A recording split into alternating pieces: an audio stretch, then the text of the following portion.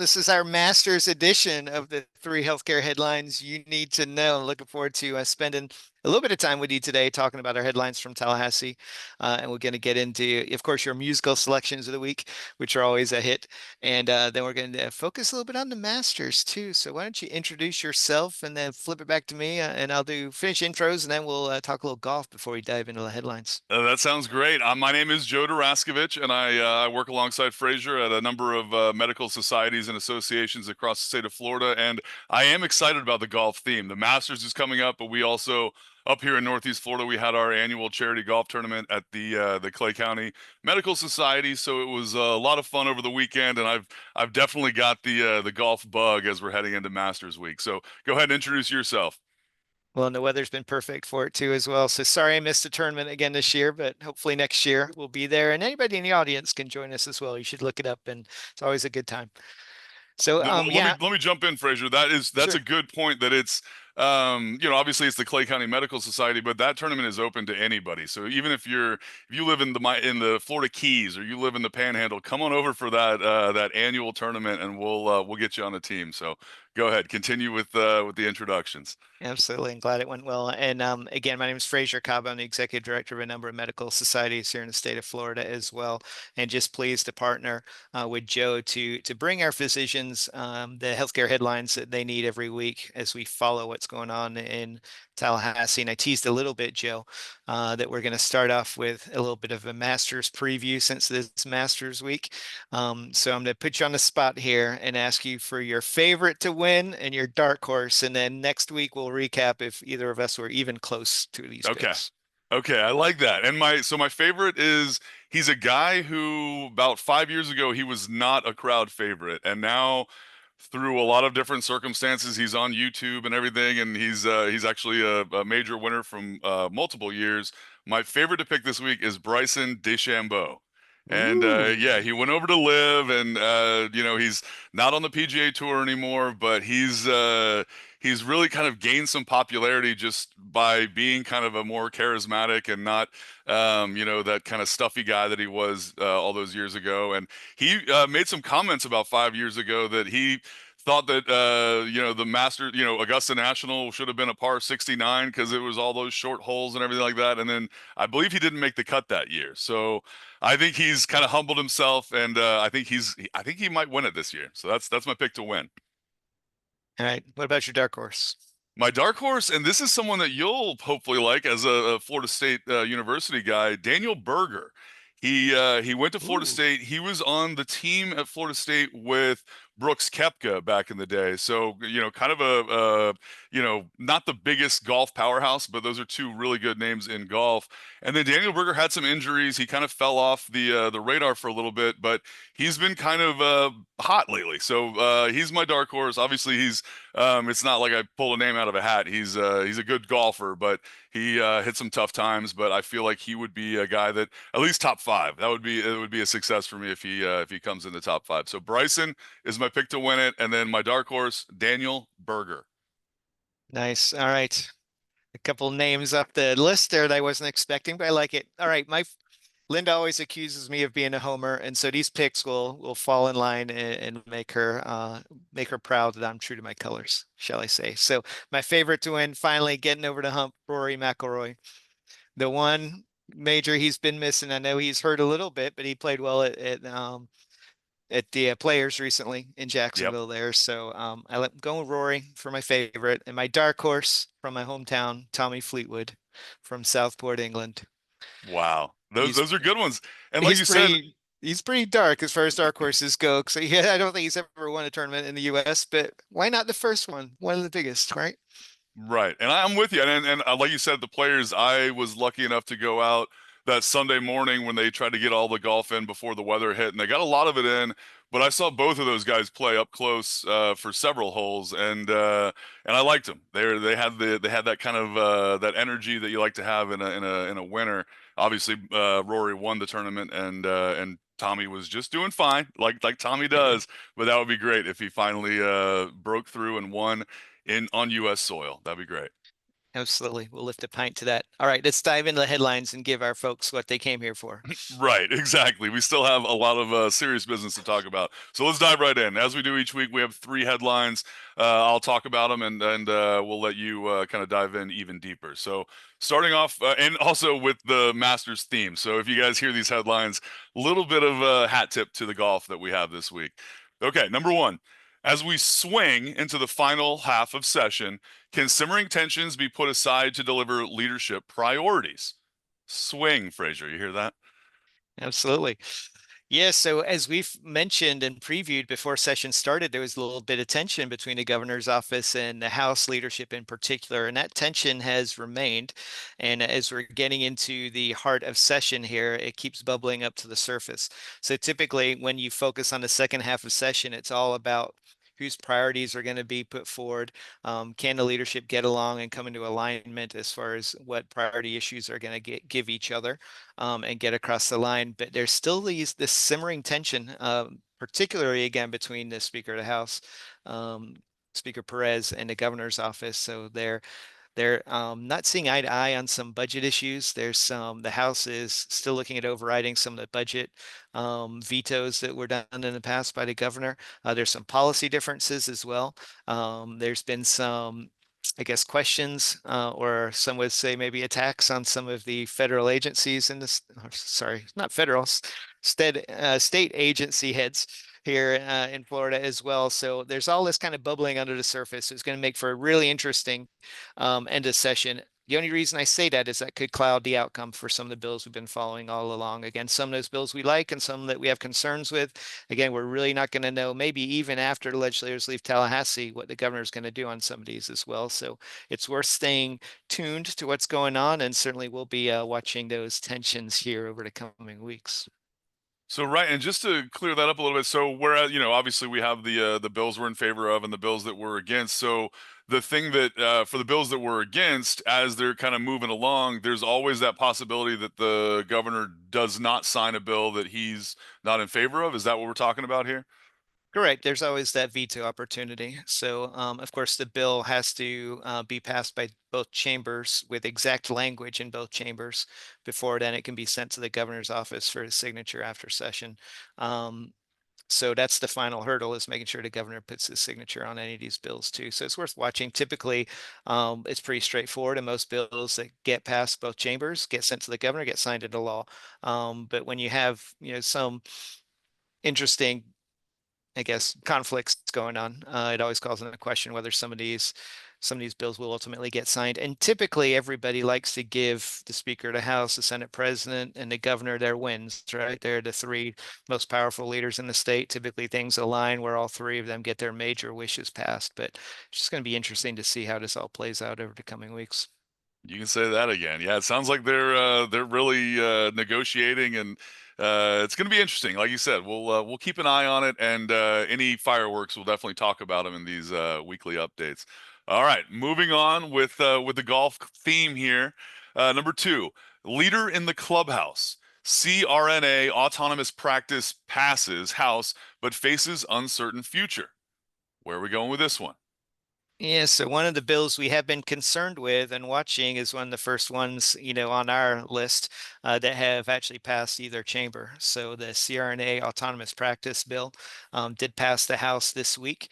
It has not had any hearings over on the Senate, though, and it does take, as we just talked about, the Senate to agree to take up the same legislation that the House does. So passing one chamber does not move a bill forward. Of course, it's got to have the other chamber play ball. So on this one, we're waiting to see if there's any movement at all over on the Senate side. And as we just talked about, when we're jockeying for priorities, we'll kind of see how high up this is on the speaker's list and how much he wants to lean on the Senate leadership to get this bill going over on their chamber as well. But the reason we highlighted it this week is it has passed the House. So the proponents of that bill have done a great job pushing it forward and getting it through the process. We still have concerns with the legislation. Again, since it does provide autonomous practice to CRNAs, we do have concerns that they'd be practicing outside of that physician-led team structure that we think has suited the state of Florida for decades. So again, we'll see what the future holds on this one. But for now, it has passed its first major hurdle of the House, and we'll see if the Senate's willing to listen to it at all. Okay, so that's one we'll have to keep a close eye on that other chamber, and we'll let you guys know what happens over there on the Senate side. And then is that one it could potentially get to the governor's desk and not get the signature, or how do we feel about that? Potentially, it's got a long way to go. Many of the committees now, especially over on the Senate side, are no longer meeting. So since it hasn't had a hearing over on the Senate side, it's going to have to be taken up potentially on the floor of the Senate, which means there needs to be some significant kind of leadership alignment behind it. So we'll, again, the next few weeks will kind of tell a tale on this one if the Senate's really interested in considering it or not. Okay, I like that. Okay, a little behind the curtain there for everybody. It's going to be interesting, and like you said, that's something we talked about when we were over there in Tallahassee with multiple legislators. So moving on to the third one today. The back nine toughens up as stakeholders focus on the bills with real momentum. The back nine is going to be big at Augusta, so it's also going to be big here in Tallahassee as well. What are we talking about? Yeah, and again, this relates a little bit to the timing of where we are as we started these sessions, these podcast sessions earlier, Joe. We were looking at hundreds of bills. The funnel is large. You're drinking from a fire hose at that point, and now as session is moving on, you're seeing those bills actually have momentum. So a lot of times, a lot of those bills are flying under the radar just because of the sheer volume of bills that are out there. But now the lobbying force, all the stakeholders start to really train their focus on those bills that are seemingly potentially going to move or have already started to move through both chambers. And that's where it gets really tough for all the stakeholders because now everybody's looking at every line of these bills and actually looking at what language needs to be tweaked, what they can live with. If there's deals to be had, they're working on those deals. So that's really, like I said, the back nine is where a lot of that final language gets negotiated, and we're looking at it. A couple examples to feed our physicians a little bit here. There's an acupuncture bill that's been filed, another scope of practice expansion. It's got a long way to go, but we've been working behind the scenes on the language to try to make sure if it does move forward, we're at a position where we're comfortable with it. The initial bill did give acupuncturists the ability to order advanced diagnostic imaging, which we have some concerns with. Their point is they get some patients that come in with back issues, but they don't have imaging with them. So the acupuncturists ideally would like to order advanced imaging. Our concern, of course, is their training on being able to order, interpret advanced imaging studies, and if they really need to do that to practice acupuncture. So again, a patient safety issue for us. So we've been working on that language, trying to clean it up as well. Also, the e-prescribing bill is another example where we talked about before. There does seem to be a little bit of momentum on an e-prescribing bill. We want to make sure there's exemptions still in the law to enable physicians to write a paper script and send patients out the door with a script for them to go shop or find those difficult to obtain medications that most pharmacies don't readily ordinarily stock. So that bill too is another example where everybody's eyes are on it now. They're seeing that it's moved through a couple committees in either chamber. They're starting to look at that language and say, what do we need to tweak here to actually make it functional and appropriate if implemented. So again, that's where the back nine gets fun. We start to get down to the nitty gritty. We start to look at languages, those shalls turn into mays and things like that in the weeds of these bills. But this is where kind of our lobbyists earn their money for sure because they're diving deep on these issues and making sure our physicians are represented well.